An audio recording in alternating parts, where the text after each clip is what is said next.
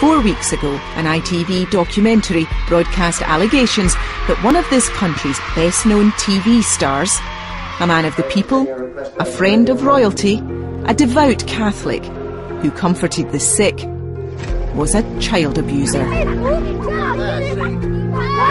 And he'd been allowed to get away with it, unchecked, for 50 years. How did one man con the entire society? Since being exposed, more than 200 people have claimed they were Savile's victims. Now, finally, their stories are being heard. It is a bloody tragedy that this has happened when he's died. All this should have come out way before his death. But these girls are left with that legacy, and who's going to pay for that? The NHS, the Home Office and local authorities may all face legal action for failing to protect Savile's many young victims. It's growing by the minute. Initially it was a few and now they're coming in all the time and they're from the variety of different organisations. But no organisation is under more fire than the one that made Jimmy Savile a star, the BBC. Jimmy Savile's victims have faced years of pain. We owe it to them and to our audiences to understand how this could have happened and to make sure that everything we do ensures that nothing like this could ever happen again. This is the worst crisis that I can remember in my nearly 50 years at the BBC. Tonight, Panorama asks just how much BBC staff really knew about Savile's abuse. After they had gone, he indicated to me in a nudge-nudge, wink-wink sort of way that he had just had sex with them. I didn't believe him. And reveals the inside story of why a BBC investigation that could have exposed Savile almost a year ago was spiked instead. We weren't asked to find more evidence or anything like that. We weren't asked to get more people on camera. We were told to stop working on the story. It raises questions for the very top of the corporation. You know, ever since the decision was taken to shelve our story, I've not been happy with public statements made by the BBC. I think they're very misleading about the nature of the investigation we were doing.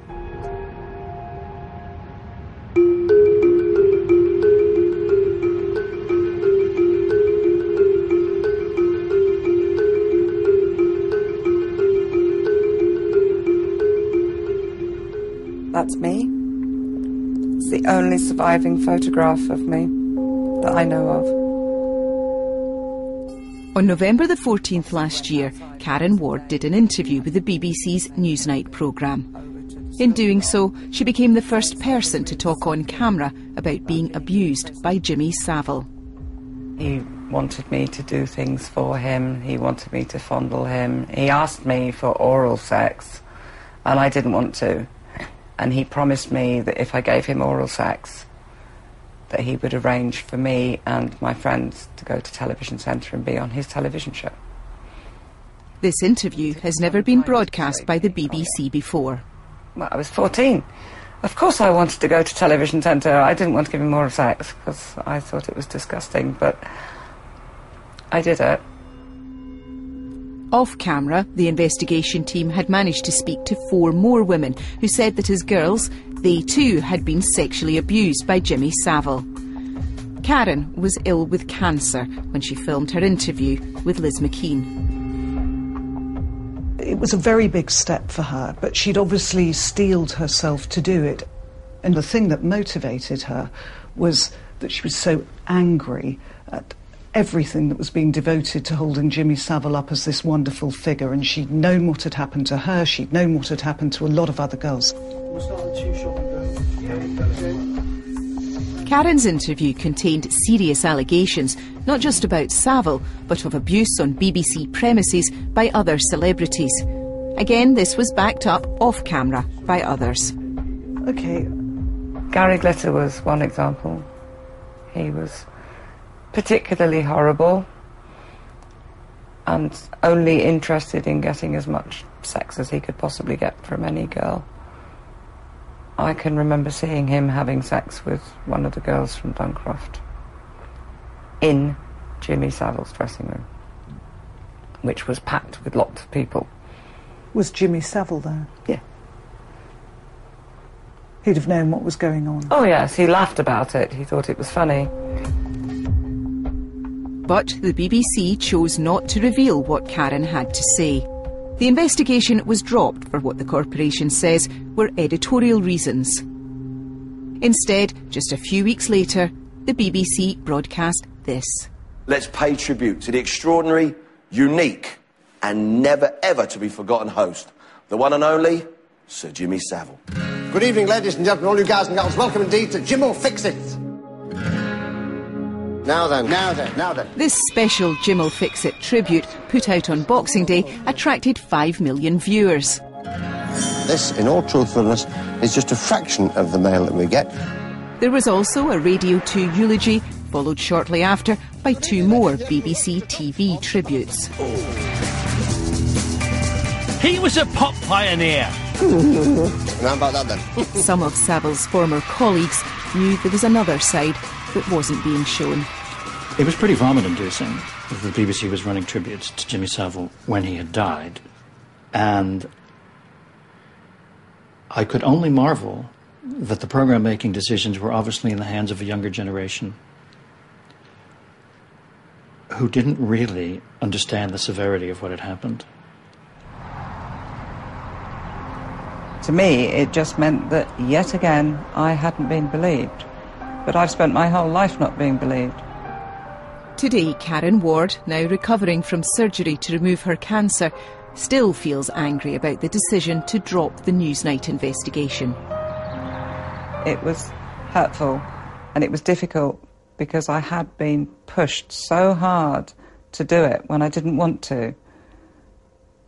You have to remember, I wasn't very well at all. I had cancer.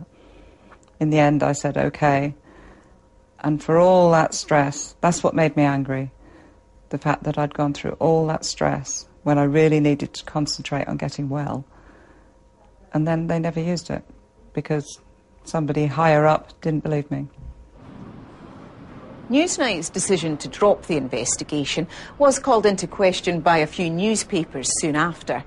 But the whole issue really exploded into controversy just weeks ago when ITV chose to run the story the BBC had shelved.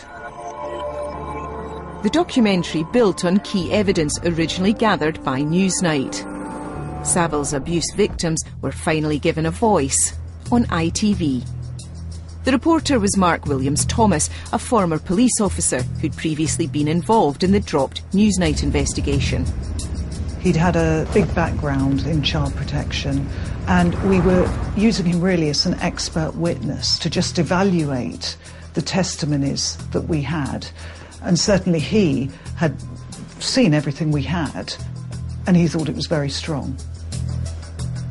When exposure was broadcast, the impact was immediate. It engulfed local authorities, the NHS, the Home Office, but especially the BBC. And what has deepened the revulsion is that this happened at the BBC, an institution so loved and trusted it's known as Auntie. This has cast a stain on the BBC. As new victims came forward, the corporation was accused of turning a blind eye and covering up Savile's abuse, both now and in the past.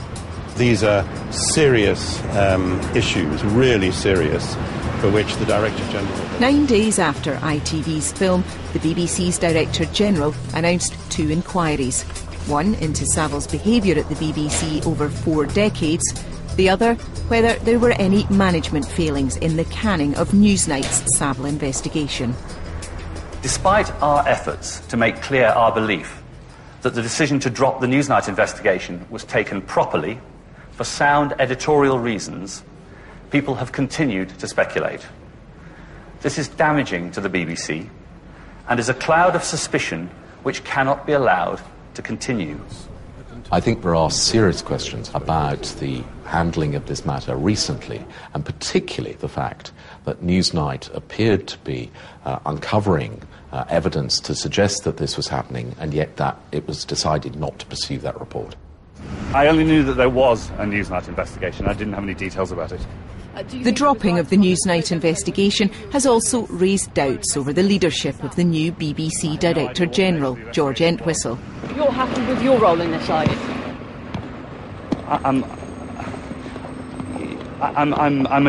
I'm entirely convinced that I've done all the right things, yeah. The allegation here, or the charge here, is not that a bad editorial decision was made. The charge is that a film that was ready to go, I don't believe that's the case, was pulled, killed, completely eradicated because of pressure from the top on account of the Savile tributes. Now, that's the allegation, and that, as far as I can establish, is simply not true. The unmasking of one of Britain's most prolific sexual offenders begins here in Surrey. In the 1970s, Duncroft was a Home Office-approved school for girls. It was a very strange place, and it was filled with celebrities coming along, film stars, all sorts of people, minor royalty, very, very strange. Newsnight producer Myrian Jones visited regularly as a child. His aunt was the head. Another regular visitor, often driving his Rolls-Royce convertible, was Jimmy Savile. On one occasion I saw him taking out some of the girls, and my parents would question with my aunt whether this was really appropriate. Did you think it was unusual?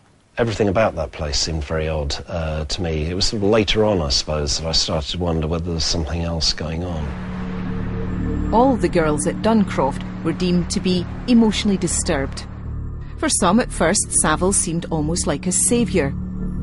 Jimmy Savile would turn up and suddenly brighten or give the impression that he was going to change something for you. He was going to give you hope. You know, you were worth something because this famous guy would come and see you.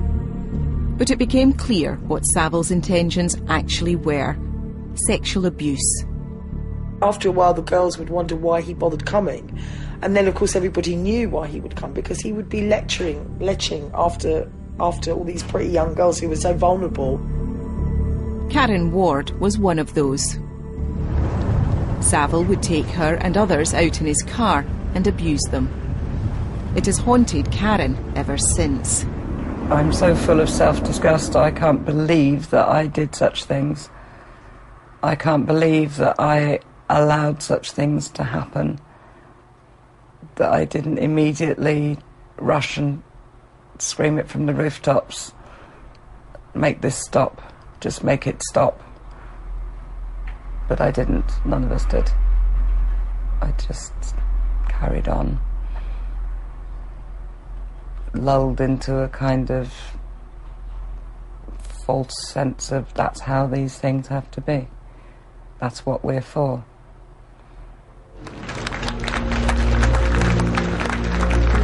It was only when Savile died at the age of 84 that his past would finally start to catch up with him.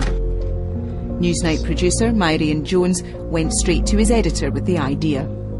Jimmy Savile died on the 29th of October, a Saturday. I pitched it on the Monday morning.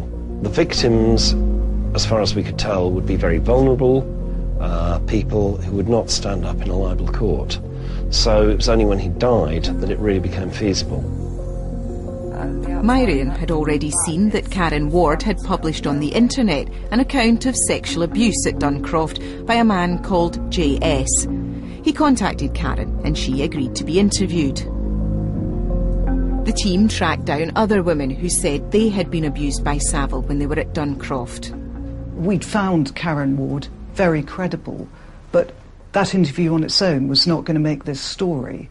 And it was the collection of testimonies from the other women as well, those who didn't want to go on the record, but were very happy for us to use quotes and gave us detailed quotes of their experiences. They were all telling the same story. Newsnight's investigation gathered pace. But how could Savile's abuse have remained hidden while he was still alive? This horror, for that is what it was, took place while all of society was watching. But because it was off the scale of everybody's belief system, they didn't really come to terms with it. Jimmy Savile's larger-than-life story started in Leeds in 1926. He was a miner during the war, a pro wrestler, a semi-pro cyclist. He drove the Savile brand to stardom on the back of rock and roll. In the dance halls of the 1950s and 60s, Savile's predatory behaviour appeared to be well known. One person said the big joke with Jimmy Savile was that he was either going to be famous or he was going to be locked up for having sex with 14-year-old girls. After Savile died, biographer Dan Davis tracked down those who knew about the early abuse. He had a reputation as somebody who preferred girls at the younger end of the spectrum. And other people I've spoken to have confirmed that the younger the better was his motto when it came to women. So there were obviously a trail of people who knew about this 50, 40, 30 years ago. Yeah. Welcome to January the 1st, 1964. Savile's link with the BBC began when he joined Top of the Pops in 1964. His Radio 1 career started 4 years later. I arrived at Radio 1 September 30th, 1973. By the time I arrived, he had transcended us all. Without a doubt, there were stars like Tony Blackburn. There were influential people like John Peel, who was the most important man in popular music in the world for about a dozen years. But in terms of stardom, it was Jimmy. Jimmy Savile! By the early 1970s, the BBC was filming Jimmy Savile as he crisscrossed the country on a series of charity runs and walks. And he always had at his disposal a camper van, or just a Range Rover with a mattress in the back.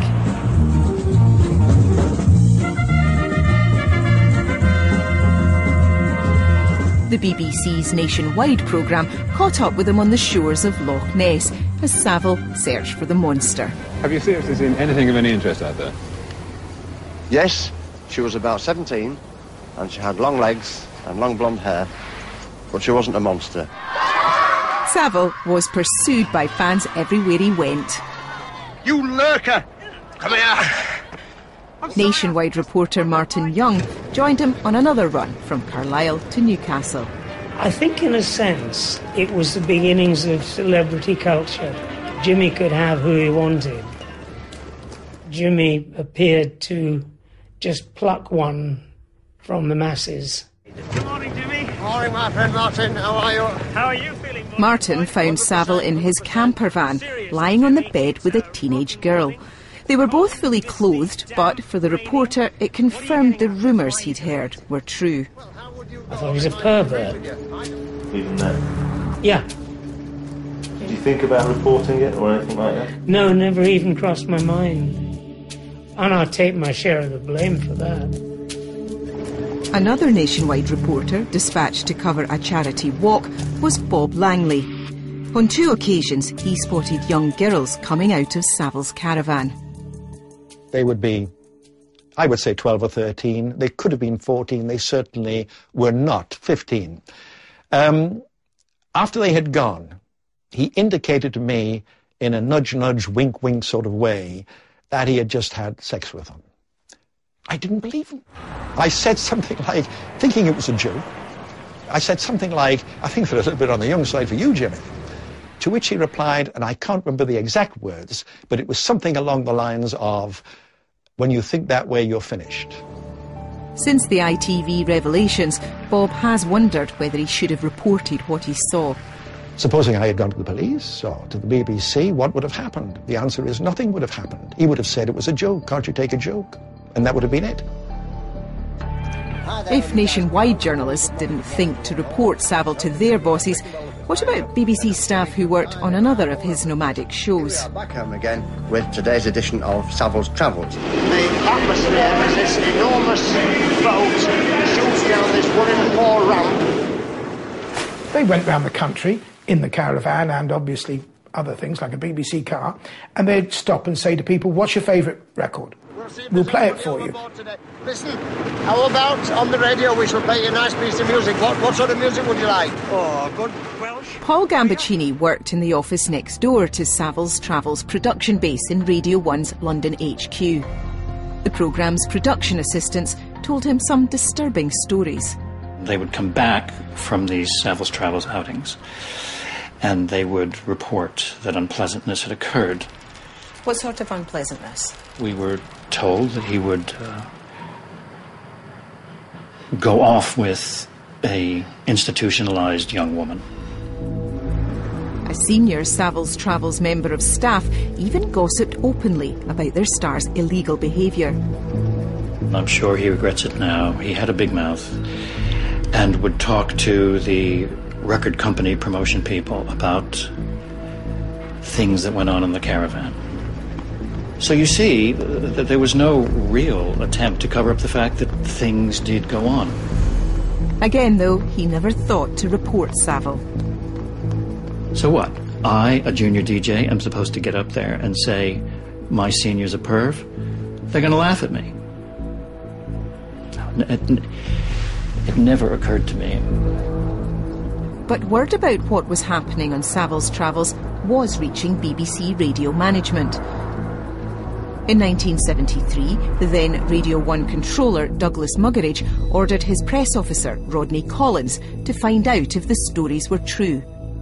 Douglas Muggeridge said to me, look, I've heard rumours about Jimmy Savile and perhaps some problems with underage girls. Do you know anything about this? And I said, I've heard nothing, Douglas, nothing at all. Rodney Collins asked around his Fleet Street contacts to see if they had heard anything he could feed back to his boss. They all came back with exactly the same answer. I mean, exactly, which was that they'd heard rumours about Jimmy Savile, but they knew of nothing. They knew of no inquiries going on by their newspapers, and they'd certainly not heard of any police interest. Around the same time, Derek Chinnery, then a Radio 1 department head, was asked by Douglas Muggeridge to confront Savile with the allegations. An informal meeting was set up, with executive producer Doreen Davis acting as a witness. Savile flatly denied having sex with underage girls. On reflection, it was very naive of Muggeridge and me to do that, because the man was obviously going to deny it, even though we had no real concrete evidence to prove that anything was up. If the man's denied it, you don't then go and hound him at the time. I know it sounds terrible that we didn't, but there was no reason to do so at the time. Ah, wonderful, wonderful. So marvellous to get away from it all, ladies and gentlemen. Here we It was an opportunity lost, a chance for the BBC to stop Savile's abuse almost 40 years ago. I suppose this probably wasn't the BBC's finest hour. We only have to look at the press, television and radio over the last 3-4 weeks to see that. Derek, God bless him, being on the 4th floor rather than on the 3rd floor. And that's the only difference it requires. He wouldn't have heard the plaintive cries of the disappointed program assistants on the 3rd floor. It's probably that simple, you know. It's just one floor in an office building makes all the difference in the world. Any doubts about Savile's record during his radio days were soon forgotten as his television career took off.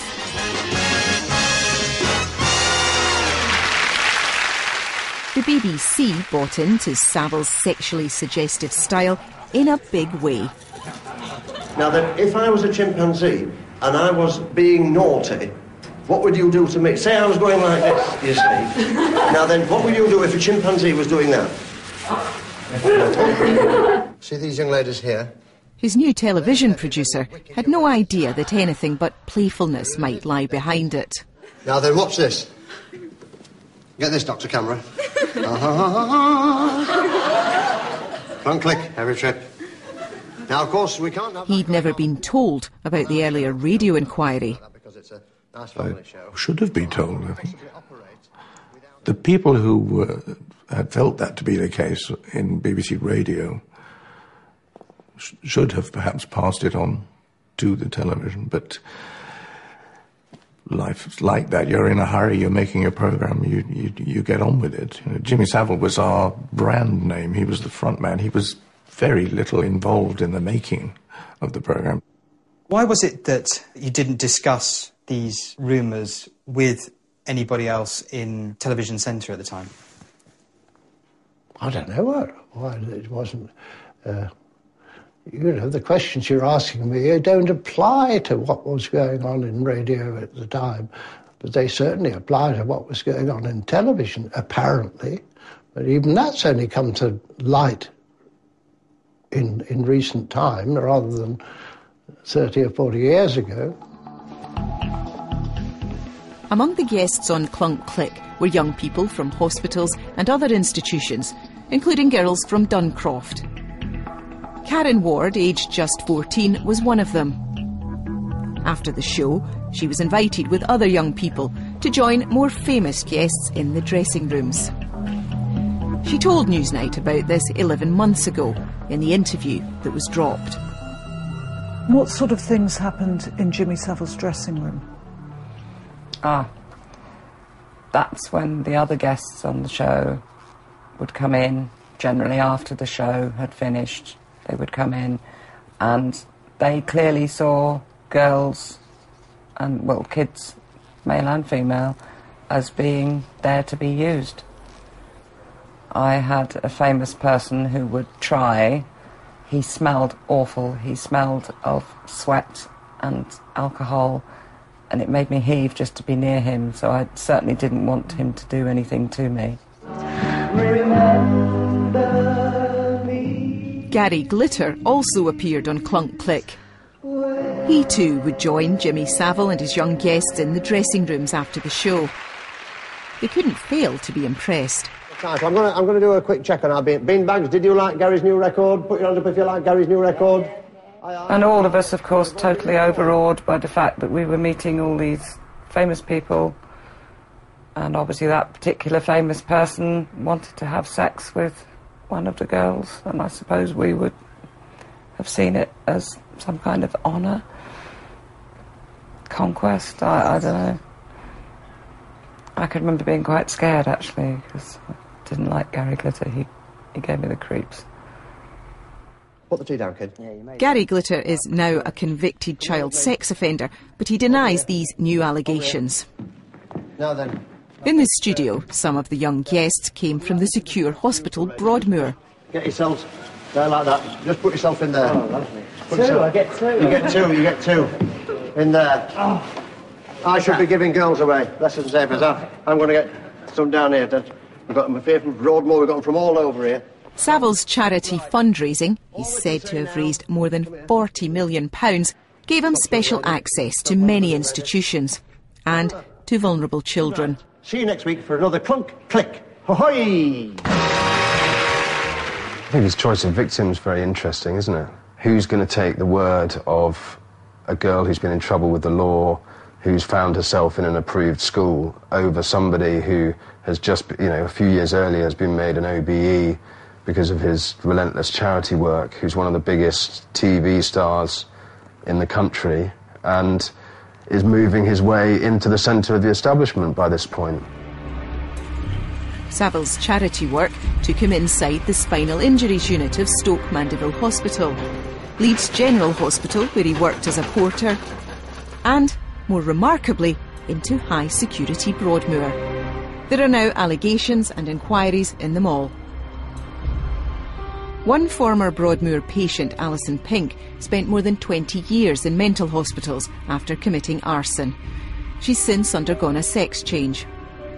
He used to just suddenly appear, and he'd be smoking a cigar, having a cup of tea in the tea room, sitting in the corner talking to other female patients. And of course, once he got his keys, he was always doing that. I did actually sit there and think, he's a DJ, what's going on? But he did try and raise the profile of Broadmoor, give it a kinder-looking face to the public, because they did songs of praise from Broadmoor. They did a programme called Inside Broadmoor. Alison was then in her late teens, a patient locked in a secure hospital, but vulnerable to Jimmy Savile.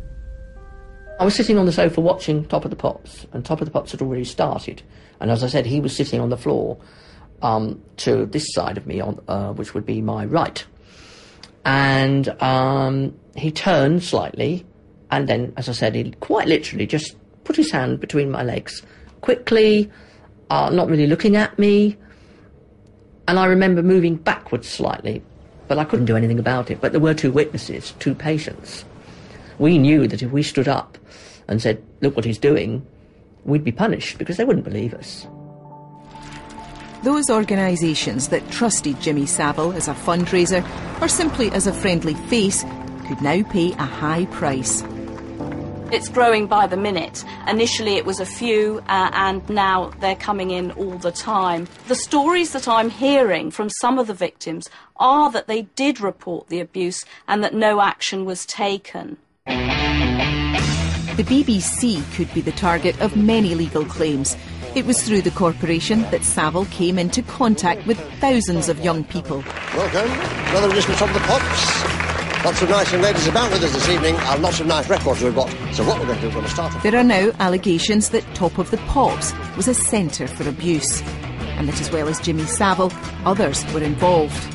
A group of 3 have been described, men in their 30s, who would collect girls from the Top of the Pops audience and take them to other parties off the premises of the BBC. And inappropriate things have been described as happening then, some quite serious. And is it your understanding that these people worked for the BBC? Yes. So, we've had one particular call that has names of people who can be traced on that, and that will be passed on to the police. Not all of the victims were young girls. Lawyers are now hearing allegations that boys were targeted too. There's some quite serious allegations that there was a paedophile ring operating. So these are quite serious allegations. A paedophile ring operating where? At the BBC? Yes. Involving other members of staff? Yes. One more time, Jim. In 1972, Jimmy Savile added honour to stardom when he was awarded the OBE. 2 years later, he was sufficiently confident to hint at his darker side in his autobiography. In one story from the early 60s, Savile told how the police had asked him to look out for a runaway girl. He told them that if he found her, he would keep her overnight as a reward. And that's exactly what happened. In his book, he says, at 11:30 the next morning, she was willingly presented to an astounded lady of the law. The officeress was dissuaded from bringing charges against me, but it was well known that were I to go, I would probably take half the station with me. I mean, are you surprised that he was still employed by the BBC and writing this sort of stuff? Well, I am surprised, but, it was a different culture at that time. A year later, after his autobiography, he started presenting Jim Will Fix It, which very quickly became, an iconic children's programme. Some of the stuff that he was writing in his autobiography does seem, wrong. Despite all the rumours, all those young girls hanging around his dressing room, and now his own published revelations, Savile was not just still employed by the BBC, he was marked out for stardom in his biggest show so far. The BBC decided, why not put it all on film, which is why we call it Jim Will Fix It. Took off in the most amazing way, and we got figures that were sometimes up to 20 million viewers. And on several occasions, Jim Will Fix It was #1, beating Coronation Street and This Is Your Life. We have many things we would like you to fix for us, but we think the best of our ideas is a milk float race. It was family entertainment, and it mostly featured children. The idea was that Jimmy Savile would make their dreams come true. This daft suggestion was dreamt up by a Cub Scout group from East London. It was just great fun, really good day. Also excited. And we're going to be short on badges, and there's only one badge, so we've got one badge with a big long ribbon. It goes round everybody like this, you see.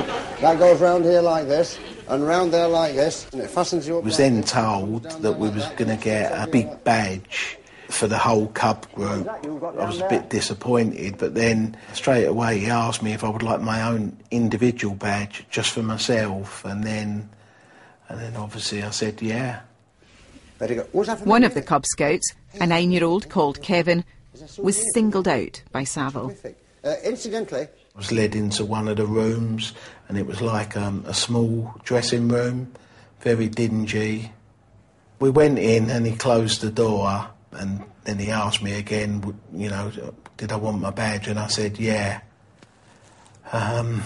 Then that's when he put his hand on my knee and started touching me, and then at the same time he grabbed my hand and forced my hand on top of his trousers and made me sort of rub him. Did you think about telling somebody then? No, certainly not then. Why not? No, I was absolutely petrified. Jimmy Savile's producer for more than 20 years has since retired and lives in France. He says he knew his former colleague as well as anyone, which was not very well at all. But he had no reason to suspect him of wrongdoing. You do hear rumours about people, but nothing to make me suspicious. And I was never given cause to feel I ought to be doing anything because no one had ever complained to me, and I myself hadn't seen anything. you are sat on my magic chair. Do you know if you sit on my magic chair, I could make you disappear?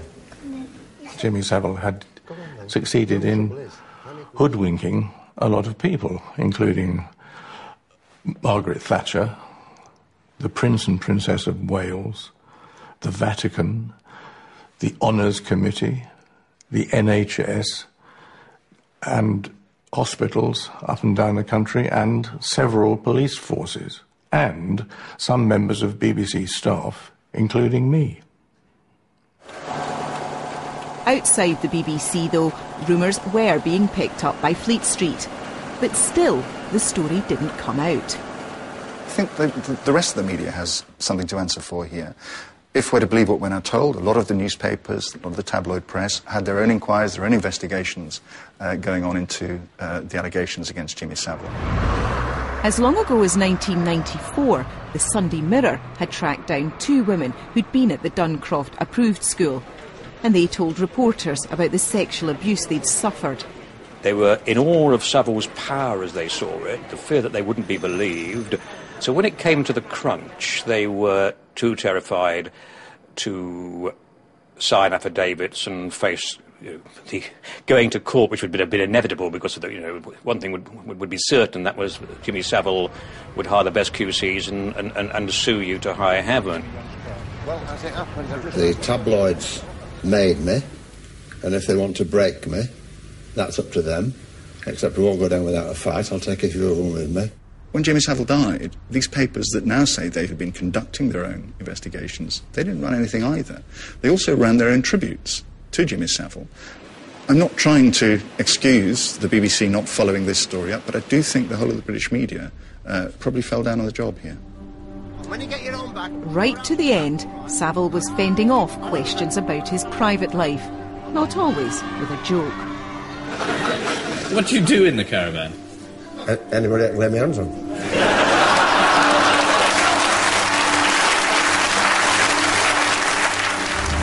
It's easier for me as a single man to say, I don't like children, because that puts a lot of salacious tabloid people off the hunt.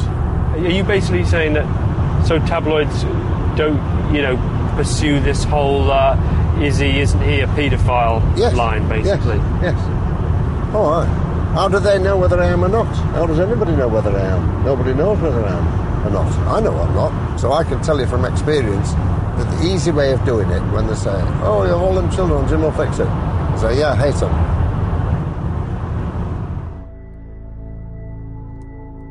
There was one final chance to unmask Savile while he was still alive. Surrey police had investigated him in 2007, but it didn't get very far. In the name of the Father, and of the Son, and of the Holy Spirit. In the end, the truth about Jimmy Savile never came out during his lifetime. But just a month after his death, the Newsnight team felt they were getting close to proving it. And then they found out about the Surrey police investigation. When finally we got initially off-the-record confirmation that Surrey police had investigated Jimmy Savile, we just thought, we're over the line. We can now tell the story. And certainly our editor was very positive. You know, he said basically all systems go. Let's get ready to get this story on air. In an email on November the 25th, Peter Rippon wrote, "Excellent, we can pull together a TX plan. In other words, prepare for broadcast." So there was no doubt in your mind that it was a definite commission? Well, yes, absolutely.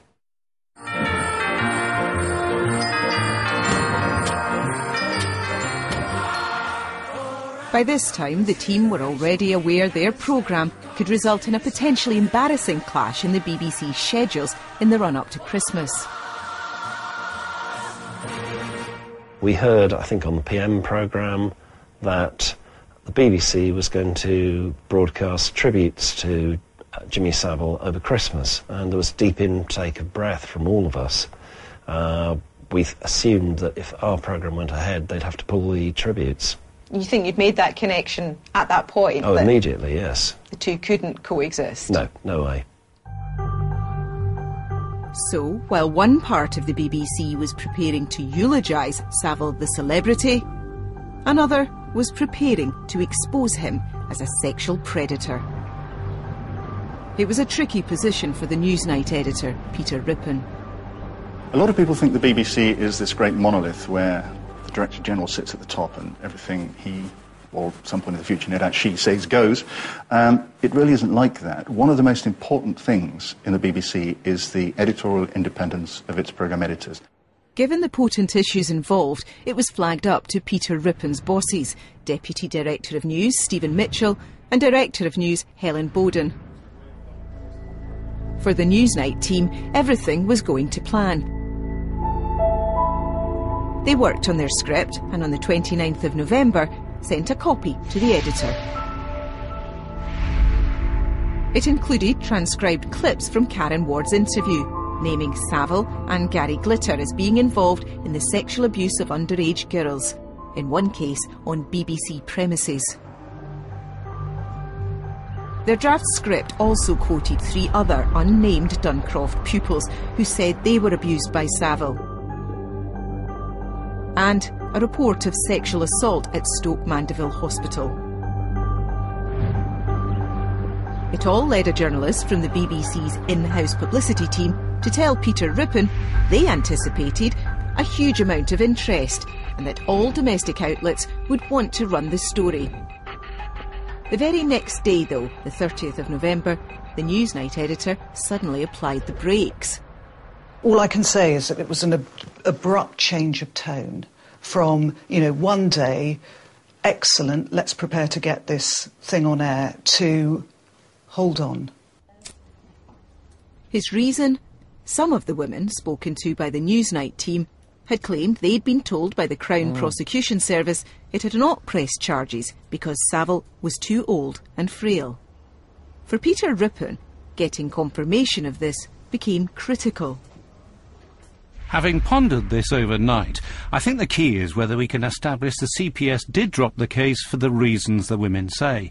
That makes it a much better story. Our sources so far are just the women and a second-hand briefing.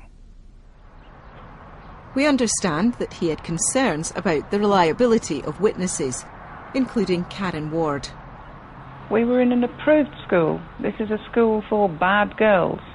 Who's going to believe bad girls when they say, oh, this happened to me, or he did that to me? No one would believe you. Just for the very nature that you were troubled. Duncroft was a school for intelligent but emotionally disturbed girls, which says it all. And it also says very loudly that Savile went after very, very vulnerable people. But for editors of programmes like Newsnight, the reliability of witnesses may not be their only concern. How institutions like the police or the Crown Prosecution Service handle cases is also important. One can criticise this all one likes, but a BBC editor with a kind of BBC mindset says, hang on a minute, if we've got a story here about an institution that's failed, then that, in our terms, a serious news and current affairs programme, that's a better story than the allegations alone.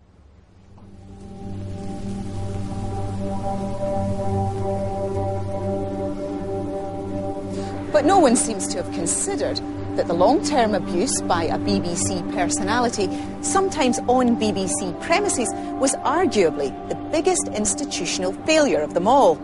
Newsnight's editor was instead focusing primarily on the Crown Prosecution Service.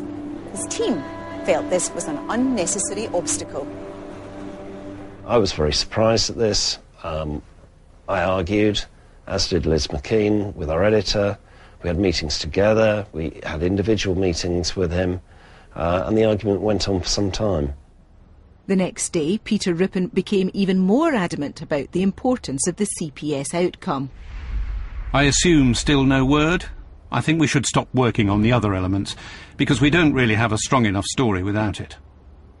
Having effectively told them to stop gathering new evidence against Savile, he then cancelled the editing of the piece. I'll pull editing, etc. for now.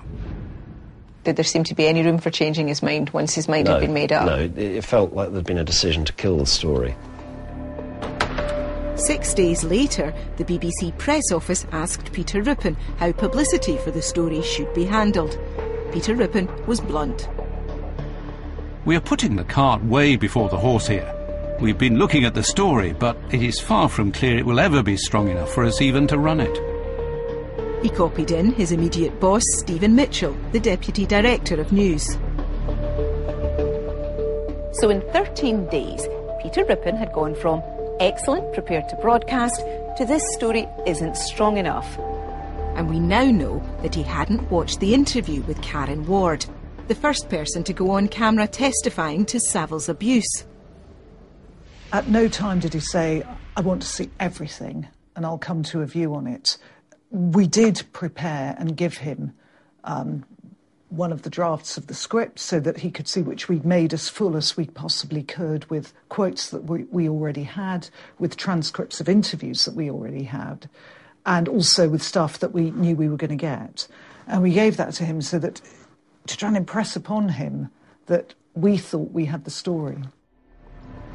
The producer emailed his editor, warning him of the potential for disaster if he dropped the film. I was sure the story would come out one way or another, and that if it did, the BBC would be accused of cover-up. In fact, I wrote an email to Peter saying the story is strong enough, and the danger of not running it is substantial damage to BBC reputation. 2 days later, the CPS told the team it had decided in 2009 not to prosecute Savile because of lack of evidence, not because he was old and frail. Peter Rippon killed the story. I was very unhappy the story didn't run because I felt we'd spoken to people who collectively deserved to be heard. They weren't heard, and I thought that that was a failure. Were you concerned that that actually compounded the hurt? Yes, I felt we had a responsibility towards them. We'd got them to talk to us, but above all, we did believe them. And so then, for their stories not to be heard, yes, I felt very bad about that. I felt very much that I'd let them down. Was it the right editorial call? A lot of people will have a different view about that. What do you think? Well, I think with hindsight I might have made a different call, but I do fully understand why Peter made the call that he did. As predicted, news emerged that the Savile story had been spiked. In January, cover-up was suggested. In February, that it had been pulled to protect the corporation's image. The BBC publicly denied it. Peter Rippon said it was absolutely untrue that the Newsnight investigation was dropped for anything other than editorial reasons. The Jimmy Savile story finally exploded back into life 3 weeks ago on ITV's Exposure. It's been the scoop of the year. Detectives will be investigating events at locations across the country. The investigation says 5 women have come forward with allegations. Related to Savile's activities. She says she has no memory of that. Under 16 at the time. is pursuing 120 separate lines of inquiry. And the chorus of voices demanding to know why the BBC had not run the story last year grew ever louder. To begin with, the BBC held firm. Savile's abuse was a matter for the police, and there could be no inquiry at the corporation in case it got in the way. But that would soon change. And do you think we'll see any resignations at the BBC over this? It's been a baptism of fire for the new Director General, George Entwistle. He's apologised to Savile's victims. I have one thing to repeat. That is a profound and heartfelt apology on behalf of the BBC to every victim. And he announced a number of inquiries. These will be forensic, but also soul-searching examinations. Our audience's trust in us is paramount. We will do everything in our power to maintain that trust. But there remain a number of key questions about the BBC's handling of the Savile crisis. The first, why didn't they run their story based on the evidence they had? In a blog, the Newsnight editor explained his reasons for cancelling the investigation. Newsnight is not normally interested in celebrity expose. I felt if we could prove the police or the CPS had let the women down in some way, we should go ahead. But the Newsnight producer remains adamant that was not his initial brief. I thought the story was about Jimmy Savile, paedophile, and I thought that was a strong enough story to run. Is it possible that you misunderstood what your editor wanted, or that maybe you just didn't keep him up to date with all the developments in your investigation? It's possible, but I think once you've got the story that Jimmy Savile is a paedophile, you've got a victim on camera, you've got corroboration from other witnesses and victims, when you've got confirmation for the first time that Savile was investigated by the police as a paedophile, I think you've got a great story, and I think any journalist would run that. The Director General, George Entwistle, sent an email to all staff giving the official BBC line that Newsnight were investigating how Surrey police had handled their Savile investigation. As is now well known, the BBC Newsnight programme investigated Surrey Police's inquiry into Jimmy Savile towards the end of 2011, but decided not to go ahead with the broadcast. But Panorama has seen internal emails which appear to question the BBC's official version of events. One was sent by the Newsnight producer, telling the Director General that he was wrong. George, one note. The investigation was into whether Jimmy Savile was a paedophile. I know because it was my investigation.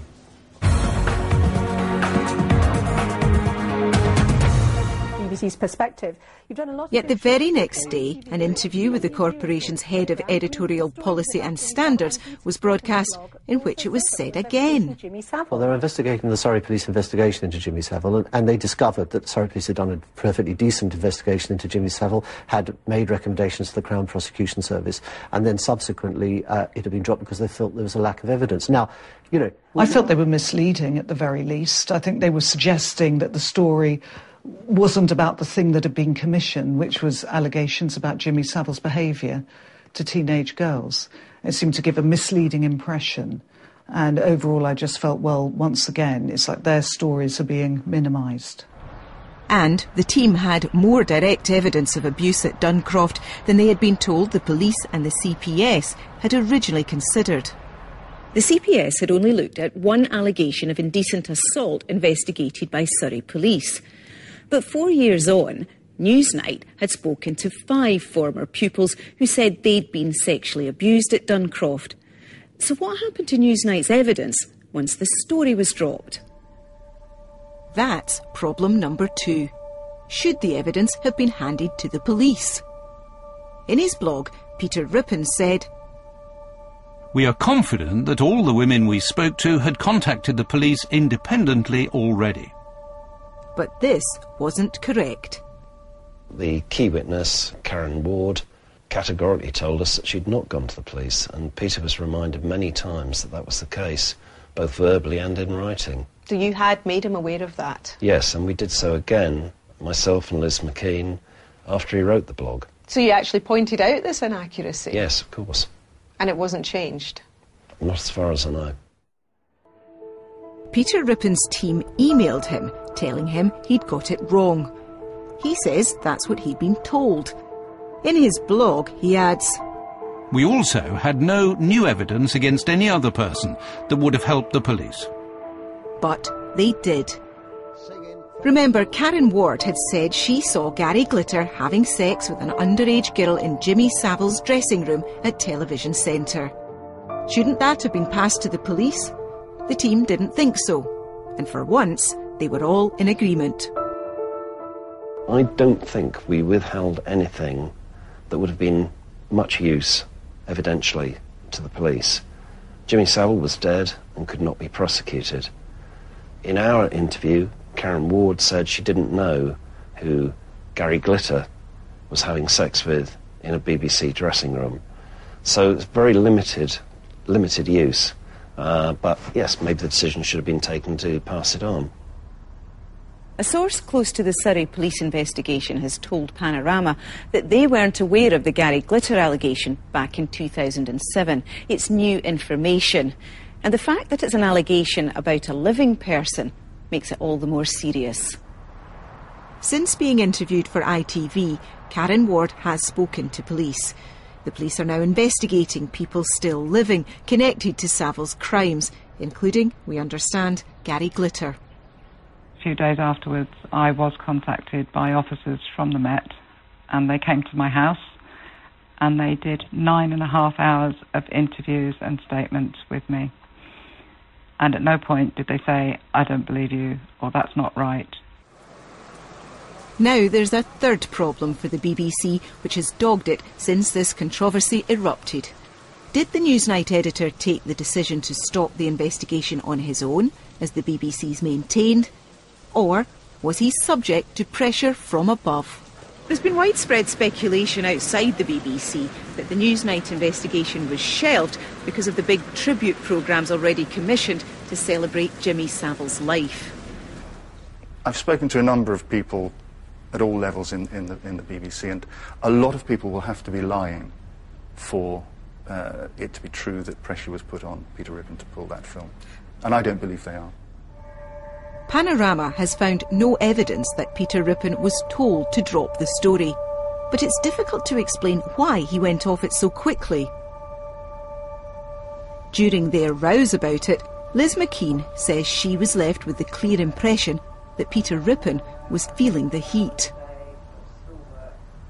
On the morning of the 30th of November, I fire off this email to a friend saying, you know, PR says if the bosses aren't happy, I can't go to the wall on this one. And the final big question, what did the new Director General know then? In the top job for just 4 weeks, when the Newsnight investigation was dropped, he was head of BBC Vision, in charge of TV output. Which means he was ultimately responsible for those tribute films. So, for the first time in 17 years, it's time for a letter. How much did George Entwistle know about the Newsnight investigation which threatened his Christmas schedule? Because she wrote... We understand that at an awards ceremony here on December the 2nd last year, the Director of News, Helen Bowden, told George Entwistle that if the Newsnight investigation went ahead, he might have to change his Christmas schedule. We're told the whole conversation lasted less than 10 seconds. She didn't give me any more information than to say that it's something Newsnight were looking at, and I said, thank you for letting me know. So, in a 10-second meeting, the Director of News doesn't offer any detail, and the Director of Vision doesn't ask any questions. The thing that was uppermost in my mind was an absolute determination to ensure that nobody should construe anything I had to say or think about this as a matter of any pressure. So Helen said to me, we're looking into Jimmy Savile, and I said, thanks for letting me know. I hope you'll keep me updated. I think this might be a problem that George Entwistle has, that for all the right reasons he did the wrong thing. in trying to appear to do this at arm's length, to not interfere, to not have any influence over what was going on in news, he probably stepped a little too far back. And I think he did that. I think he did that for good reasons. Well, I think he did it for good reasons. Tomorrow, the Director General will face questions from MPs on the Culture, Media and Sports Select Committee. He is there to account for the BBC, but actually he did hold one of the key positions at the time some of these decisions were taken. So yes, obviously we will be asking him about what his knowledge was at that time, whether or not he did play any part in the decisions that were taken, and why perhaps he didn't ask as many questions as some people think he should have done. This is exactly why the BBC can't possibly win on this. Because if it's shown that George did in fact ask all these questions, then interference pressure. If it's shown that he didn't, then it's top BBC man asleep at the wheel. We put the points we've raised to all the BBC senior management involved and asked for interviews. They declined. In a statement, the BBC said today it was putting first and foremost the victims of Jimmy Savile's abuse. And that's why it's announced a judge-led review. They added that a second independent review, which will seek to establish what exactly happened at Newsnight, is the right forum to resolve detailed issues relating to the programme. The BBC admitted there were inaccuracies in Peter Rippon's blog on October the 2nd and have now corrected them, stating that they accepted there were allegations of abusive conduct on BBC premises. And, in some cases, the women Newsnight had not spoken to the police. And that the police were not aware of all the allegations. The BBC accepted there were allegations that some of the Duncroft staff knew or may have known about the abuse. It added, we should also make it clear we now accept that the Newsnight investigation did not start out as an investigation into the Surrey Police's handling of the case against Mr. Savile. Newsnight editor Peter Rippon is stepping aside while the investigation into what happened at Newsnight is carried out. Do you think all of this could have been avoided? Very easily by broadcasting a very good story about Sir Jimmy Savile and how he was a paedophile. That would have avoided all of this. Top groups, top records, top everything. Jimmy Savile, the Star, was the BBC's creation. For half a century, it, more than any other organisation, failed to face up to an unpalatable truth. He fooled them or pulled the wool over their eyes. He managed to get them all to look the other way, even though almost every one of them would have heard rumours, and he was hiding in plain sight. The Metropolitan Police say they're investigating allegations from more than 200 potential victims of the late presenter and others. The Met have confirmed some of the alleged abusers are still alive. Panorama will give the police any new evidence we've uncovered. And the woman who revealed that story to the Newsnight team, yet went unheard, is at last being listened to. I think being believed might end up being a good feeling. At the moment it's not so good because I don't really know how to cope with it. But one day I will, and then it will be good. This is the worst crisis that I can remember in my nearly 50 years at the BBC. I don't think the BBC has handled it terribly well. All we have as an organisation is the trust of people, the people that watch us and listen to us. And if we don't have that, if we start to lose that, that's very dangerous for the BBC. There's no doubt trust in the corporation has been badly shaken by the decision to halt the investigation into Savile.